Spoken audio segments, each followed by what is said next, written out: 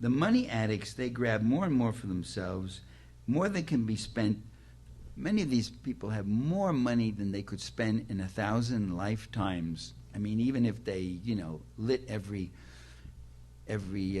whatever cigar with $1,000 bill, there's just no way they could spend all that they have. They can't even figure out sometimes how much they got. More than can be spent.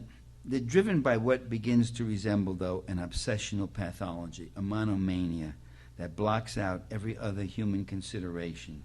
They're more wedded to their wealth than to the earth upon which they live. They're more concerned about the fate of their fortunes than about the fate of humanity. They don't see the disaster looming ahead, or if they do, they don't seem to care. There was a New Yorker cartoon. In fact, I reproduced it in the 9th edition of Democracy for the Few, which I don't have here because the book costs too much.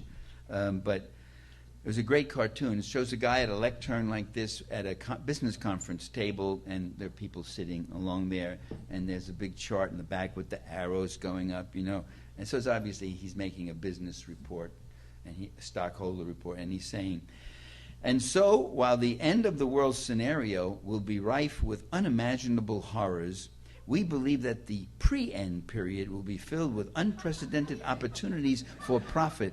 You see. And that's not such a joke. Years ago I used to say, these idiot plutocrats, they're not going to recognize the dangers of global warming until the North Pole begins to melt. That was the term I used, North Pole. Well, now we know the Arctic is melting. I mean, it's just going apart. And you know what? They still don't. There are now companies that are emerging to show you how you can make money on global warming. What are the new angles or approaches? And they're deliriously happy about two new developments. One is with the melting of the Arctic, this opens up access to oil reserves. Yeah, you could get them. You could have done it with right through the. You can drill right through ice and get to that oil. But the trouble is, the Arctic is just ice. It's not like the Antarctic. It's not ground, and it moves. So that would snap your pipelines, and it's just impossible to do. But now they're going to be able to drill directly to the oil. And the other delightful thing is a Northwest Passage. Yeah, it's open now. We'll be able to go right across. You don't have to come down all the way down to Panama, all the way down around the Cape or anything like that. I mean, the dream that's older than Lewis and Clark, a Northwest Passage, and we're going to go do this, right? And I'm sitting there and I'm saying, wow, I'm missing something here. And what are they going to drill for? They're going to drill for the same fossil fuel that's already melting the Arctic and as you know, that fresh water, tons of, they say in one day there's enough fresh water, it melts off the glaciers to provide drinking water for New York for a year or something.